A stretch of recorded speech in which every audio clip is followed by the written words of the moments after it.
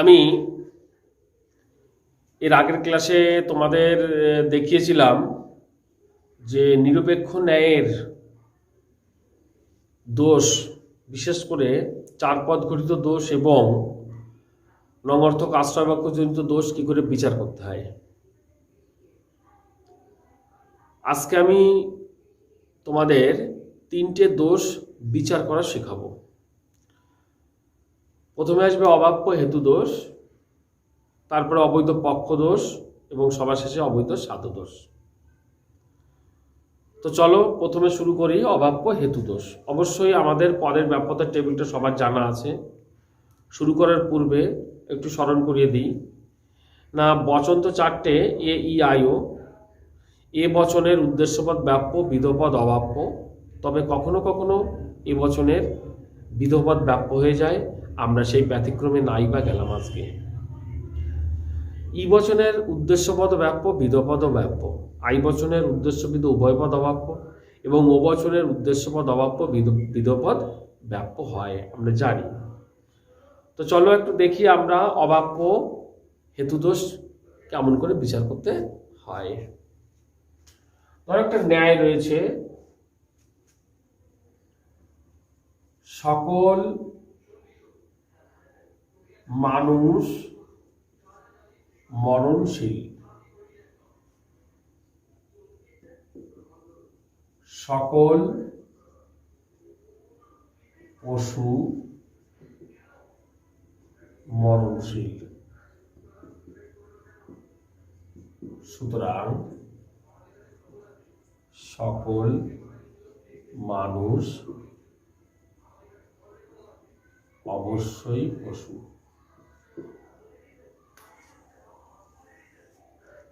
তোমাকে পরীক্ষার সময় এরকম একটা উদাহরণ দিয়ে বলল ন্যায়ের বৈধতা বিচার করো, এটা পরীক্ষার প্রশ্নে দেওয়া থাকে। সেক্ষেত্রে আমাদের কি করে গঠন করতে হবে সেটা যদিও আমরা পারি গঠন করতে, চলো ন্যায়ের গঠনটাকে করে নিই। তো উত্তর লেখার সময় ন্যায়ের গঠন শব্দটা লেখো। আর আমরা সবাই জানি যে সিদ্ধান্ত বের করা অতীব সোজা, তো সিদ্ধান্তই আগে বের করবে। প্রধান আশ্রয় বাক্য অপ্রধান আশ্রয় বাক্যের জন্য জায়গা ছেড়ে দাও, অতএব দিয়ে সিদ্ধান্ত লেখো। তো সিদ্ধান্ত বচন কোনটা আমরা সবাই জানি, সুতরাং অতএব কাজেই থাকলে পারে সেই বচনটা সিদ্ধান্ত। তো সুতরাং রয়েছে, এটাই হচ্ছে সিদ্ধান্ত, সকল মানুষ অবশ্যই পশু। তো আমরা এই যে এটা কিন্তু বচনের আকারে নেই, এই বচনটাকে আকার দিতে হবে আমাদের। অবশ্যই থাকলে পারে বা সকল থাকলে পারে সেটি এ বচন হয়, আমরা সবাই জানি। তো এ বচন হবে এটা, সকল মানুষ হয় পশু, এটা সিদ্ধান্ত। ওকে, এবার সিদ্ধান্ত বচনের উদ্দেশ্য স্থানে মানুষ রয়েছে, তো মানুষ খুঁজবো, মানুষ রয়েছে এই বাক্যের মধ্যে, খেয়াল করো। তাহলে এটাকে আমরা নেব প্রধান অপ্রধান আশ্রয় বাক্য রূপে। তো সকল মানুষ মরণশীল, এটাও কিন্তু এ বচন হবে। তো এ বচন, সকল মানুষ হয় মরণশীল, এটা অপ্রধান আশ্রয় বাক্য, অপ্রধান আশ্রয় বাক্য।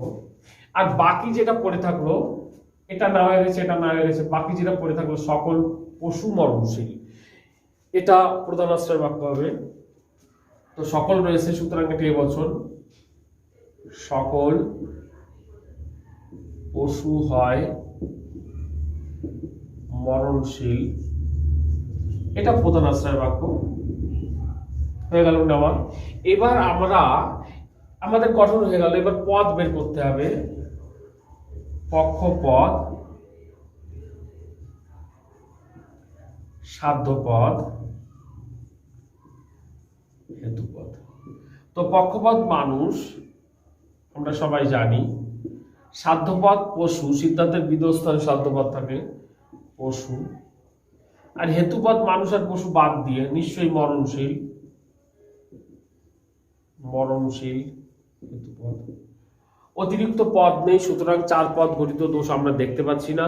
আর আশ্রয় বাক্য দুটোই দেখো হয় আছে, নয় তো নেই বাবা, তাহলে নঙর্থক আশ্রয় বাক্য জনিত দোষও হলো না। এই যে দুটো দোষ, এই দোষ দুটো যখনই তুমি পাবে, এই দুটো দোষ তোমার চোখের নিমেষেই গঠন করার সঙ্গে সঙ্গে তোমরা টের পেয়ে যাবে। পদ বের করতে গিয়ে তোমার 4 পদ গঠিত দোষের বিচার চলে আসছে, দেখো সঙ্গে সঙ্গে 4টি পদ নেই তো 4 পদ গঠিত দোষ নেই।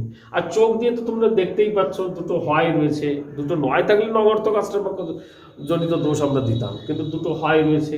সুতরাং এই যে 4 পদ গঠিত দোষ আর নগর্থক আশ্রয়বাক্য জনিত দোষ, এই দুটো দোষ চোখের নিমেষে গঠন করার সঙ্গে সঙ্গে আমরা টের পেয়ে যাব। কিন্তু এই দুটো দোষ যখন থাকবে না, তখন তোমার অতিরিক্ত একটা দায়িত্ব বেড়ে গেল। কি দায়িত্ব? সেটা হচ্ছে পদের ব্যাপ্যতা। তো আমরা, এটা কোন বচন? এটা এ বচন, প্রধান আশ্রয়বাক্য এ বচন। তো এ বচন হলে পারে উদ্দেশ্য পদ ব্যাপ্য হবে। আমি ব্যাপ্য যেটা আছে সেটা টিক মারলাম, টিক চিহ্ন মানে ব্যাপ্য বুঝে নিতে হবে। এবং এই এ বচনের বিধপদ মরণশীল, আমরা সবাই জানি এ বচনের বিধপদ অবাপ্য হয়, তো মরণশীল অবাপ্য, অবাপ্য ক্রস দিলাম। মনে রাখবে কিন্তু ব্যাপ্যটাকে আমি টিক দিয়েছি, অবাপ্যটাকে আমি ক্রস দিয়েছি, ঠিক আছে? চলো এইবার এটা অপদানাশ্রয় বাক্যে, অপদানাশ্রয় বাক্যে এটা কোন বচন? এটাও এ বচন, এটাও এ বচন। কাজে এই বচনের উদ্দেশ্যপদ ব্যাপ্য, বিধপদ অবাপ্য। যদি এটা ই বচন হতো, এটা ব্যাপ্য দিতাম, এটাও ব্যাপ্য দিতাম। যদি এটা আই বচন হতো, দুটো পদই কেটে দিতাম, অর্থাৎ অবাপ্য হতো। অর্থাৎ দেখতে হবে বচনটা কি, সেই অনুসারে আমরা পদের ব্যাপ্যতার টেবিল তো সবাই জানি, সেই অনুসারে বসিয়ে দেবো। যেমন এটা কোন বচন? এটা এ বচন, তো এ বচনের উদ্দেশ্যপদ ব্যাপ্য, বিধপদ অব্যাপ্য। ওকে, এইভাবে পদের ব্যাপ্যতা বাপ্য অব্যাপ্য নির্ণয় করে নিতে হয়। এবার দেখতে হবে হেতুপদ কোনটা। হেতুপদ আমরা সবাই জানি মরণশীল। তো দেখো মরণশীল তোমাকে দুইবারে খুঁজতে হবে, এই একটা মরণশীল, আবার এই একটা মরণশীল। তোমরা দেখো তো মরণশীল কবার ব্যাপ্য হলো, কবার অবাপ্য হলো, খেয়াল করো। হ্যাঁ, দেখেছো মরণশীল এখানেও অবাপ্য, এখানেও অবাপ্য। হ্যাঁ, মরণশীল দুই জায়গায় অবাপ্য রয়েছে, অর্থাৎ হেতুপদ এক্ষেত্রে দুবার বসেছে ঠিকই, কিন্তু দুইবারই অবাপ্য রয়েছে। আর তোমরা মনে রাখবে হেতুপদ যদি দুইবারই অবাপ্য হয়, দুবার ব্যবহার হচ্ছে, দুবারই অবাপ্য হয়, তাহলে মনে রাখবা হেতুপদের দোষ হয়ে গেল, আর সেই দোষটার নাম অবাপ্য হেতু দোষ। হেতুপদ যখন দুইবারই অবাপ্য হবে, তখনই অবাপ্য হেতু দোষ হয় ওই ন্যায়টার মধ্যে, ঠিক আছে? তাহলে আমরা দোষ পয়েন্ট করে কি লিখবো? দোষ পয়েন্ট করে কি লিখবো? লিখবো অব্যাপ্য হেতু দোষ, এটা লিখবো। ব্যাখ্যা কি লিখবো? আমি এই ন্যায়টার ব্যাখ্যা লিখে দিচ্ছি, তোমরা স্ক্রিনে ফলো করো। এই নিরপেক্ষ ন্যায়টি অবাপ্য হেতু দোষে দুষ্ট, কারণ ন্যায়ের নিয়মে বলা হচ্ছে হেতুপদকে আশ্রয় বাক্য দুটির মধ্যে অন্তত একবার অবশ্যই ব্যাপ্য হতে হবে, কিন্তু এখানে হেতুপদ মরণশীল আশ্রয় বাক্য দুটির একটিতেও ব্যাপ্য হয়নি। ন্যায়ের নিয়ম লঙ্ঘন করেছে, তাই ন্যায়টি অব্যাপ্য হেতু দোষে দুষ্ট, বা তাই ন্যায়টি অবৈধ, ঠিক আছে? তাহলে তোমরা নিশ্চয়ই অব্যাপ্য হেতু দোষের ব্যাপারটা বুঝতে পেরেছো।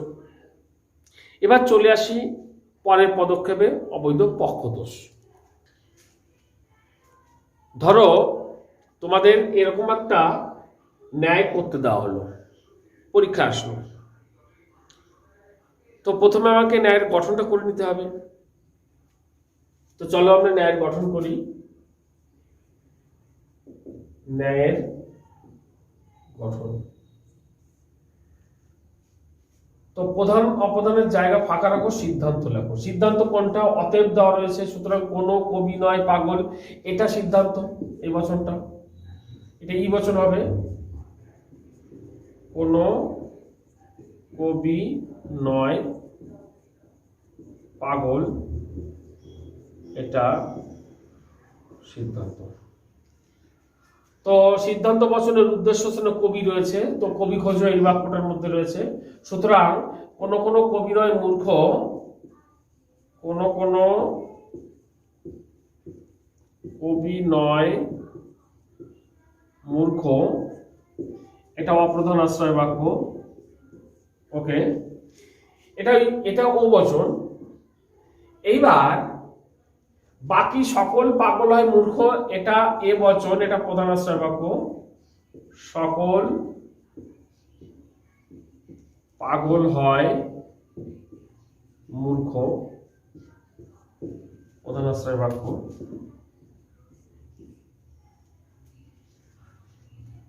আমরা এবার পদ বের করব। আমরা সবাই জানি একটি নিরপেক্ষ ন্যায়ে তিনটি পদ থাকে, পক্ষপদ, সাধ্যপদ, হেতুপদ। যারা এই ভিডিওটা আজকে প্রথম দেখছো তাদের বলছি, তোমরা এর আগে যে ভিডিওগুলো রয়েছে আমার, বিশেষ করে নিরপেক্ষ ন্যায়ের গঠন এবং নিরপেক্ষ ন্যায়ের বিভিন্ন পদের পরিচয়, তারপরে আমি আলোচনা করেছি নিরপেক্ষ ন্যায়ের নঙর্থক আশ্রয় বাক্যজনিত দোষ এবং চার পদ ঘটিত দোষের বিচার। এই তিনটে ভিডিও দেখো, পদের ব্যাপ্যতা নিশ্চয়ই তোমরা জানো। তো এই নলেজগুলো রাখতে হবে, তা নাহলে পরে তুমি আজকের ক্লাস বুঝতে অসুবিধা হবে তোমার। ঠিক আছে, দেখে চেষ্টা করো, তারপরে ভিডিওটা পুরোটা দেখো, নিশ্চয়ই তুমি বুঝতে পারবে। আমি জোর করেই বলতে পারি তুমি বুঝতে অবশ্যই পারবে। আর তার উপরে যদি কোনো সমস্যা হয় অবশ্যই তোমরা কমেন্টস করে জানাবে আমাকে, তাহলে আমি তোমাকে সাধ্যমতো চেষ্টা করব। আর কোন ভিডিওটা করলে ভালো হয়, ঠিক আছে, তোমাদের কোনটা প্রয়োজন সেটা তোমরা অবশ্যই জানাবে, আমি অবশ্যই চেষ্টা করব তোমাদের। মনে রাখবে আমি তোমাদের সঙ্গে অবশ্যই আছি। তো চলো, পক্ষপদ, সাধ্যপদ, হেতুপদ। তো পক্ষপদ কবি, সাধ্যপদ পাগল, হেতুপদ কবি আর পাগল বাদ দিয়ে মূর্খ।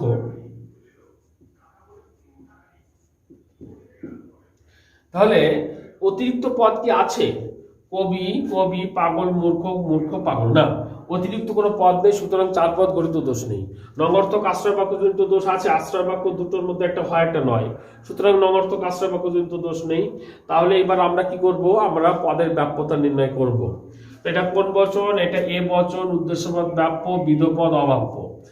আচ্ছা, এটা ও বচন, ও বচনের উদ্দেশ্যপদ অব্যাপ্য হয়, বিধপদ ব্যাপ্য হয়। আচ্ছা, ই বচনের দুটো পদই ব্যাপ্য হয়, আমরা সবাই জানি। আমি এক্ষেত্রে ব্যাপ্য যে পদগুলো আছে সেগুলোকে টিক দিয়েছি, আর যেগুলো অব্যাপ্য পদের অব্যাপ্য পদ সেগুলোকে ক্রস দিয়েছি। মনে রাখবে, টিক মানে ব্যাপ্য করেছি আর ক্রস মানে অব্যাপ্য করেছি আমাদের বিচারের সুবিধার্থে।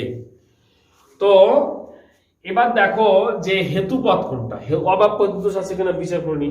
হেতুপদ মূর্খ, মূর্খ কিন্তু এখানে অব্যাপ্য, এখানে ব্যাপ্য।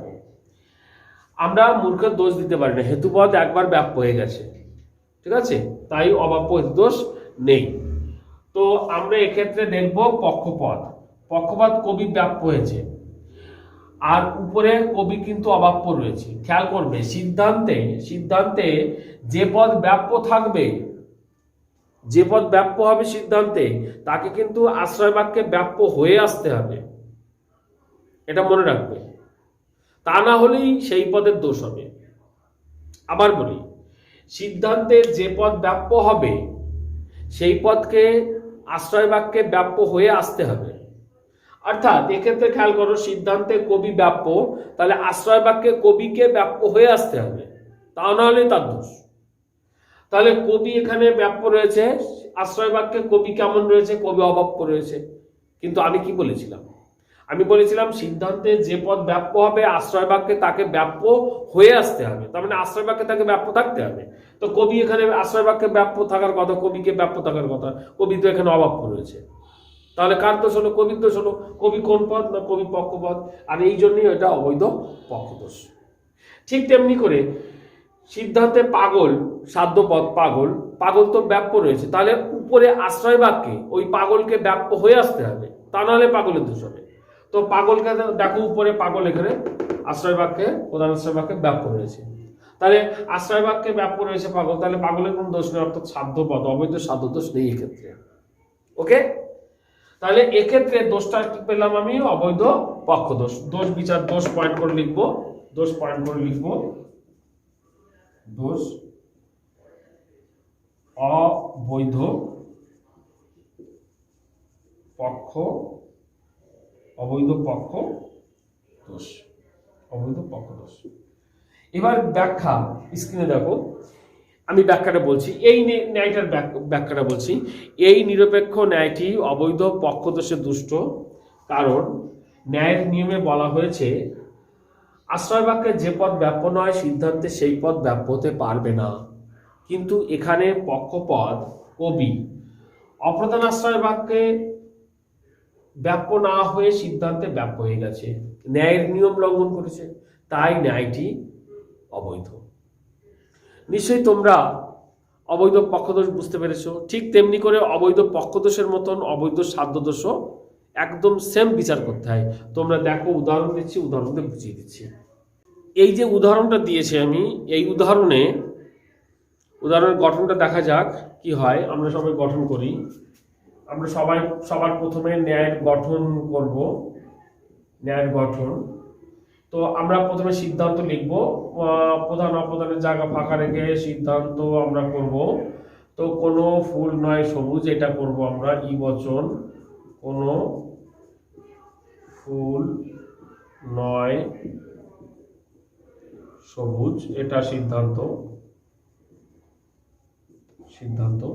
তো এই সিদ্ধান্ত বচনের উদ্দেশ্য তো ফুল আছে, আমরা ফুলকে খুঁজবো কোথায় আছে, না ফুল এই বাক্যটার মধ্যে আছে। সুতরাং এই বাক্যটা অপ্রধান আশ্রয় বাক্য লিখব, কোনো ফুল নয় লাল, ই বচন, কোনো ফুল নয় লাল অপ্রধান আশ্রয় বাক্য রূপে আমরা নেব। এইবার বাকি যে বচনটা আছে, এটা সকল লাল হয় সবুজ, এটা আমরা এই বচন প্রধান আশ্রয় বাক্য হিসাবে নেব। সকল লাল হয় সবুজ প্রধান আশ্রয় বাক্য রূপে নিলাম। তো ন্যায়ের গঠন হয়ে গেছে। পদ বের করতে হবে। পক্ষপদ ফুল, সাধ্যপদ সবুজ, হেতুপদ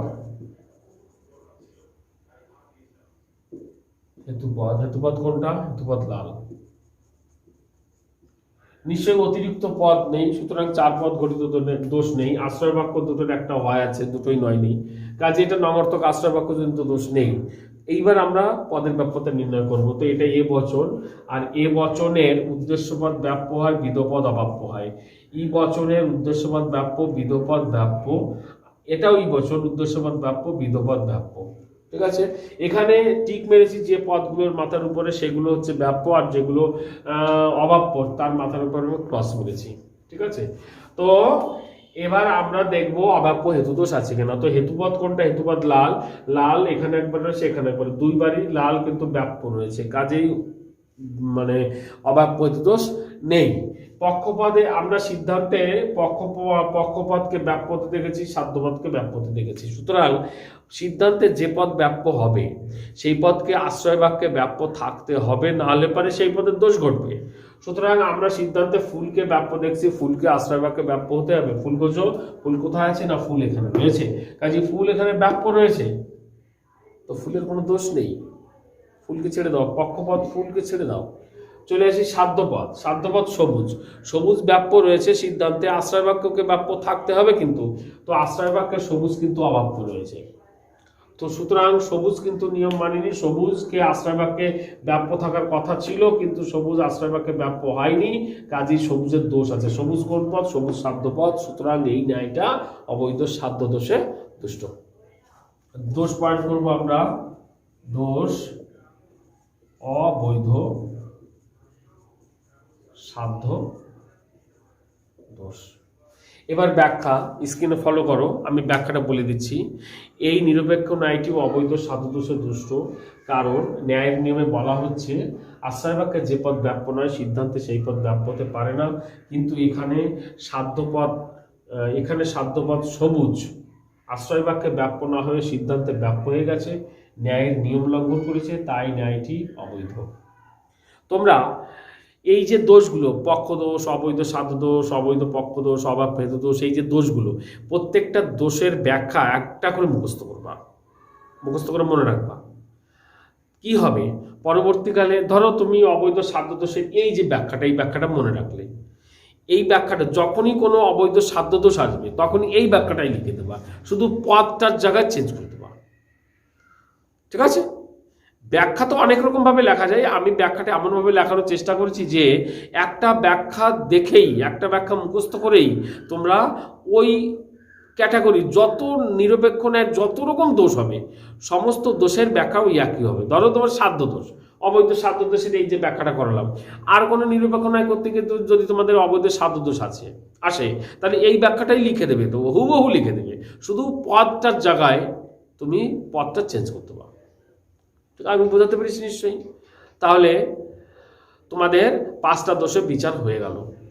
এই 5টা দোষ আপাতত ধরেই নিচ্ছি, এই 5টা দোষ যদি কোনো ন্যায়ের মধ্যে না থাকে তাহলে সেই ন্যায়টা কিন্তু বৈধরূপে বিবেচ্য হবে, ধরে নিচ্ছি, আমরা আপাতত ধরে নিচ্ছি আমরা।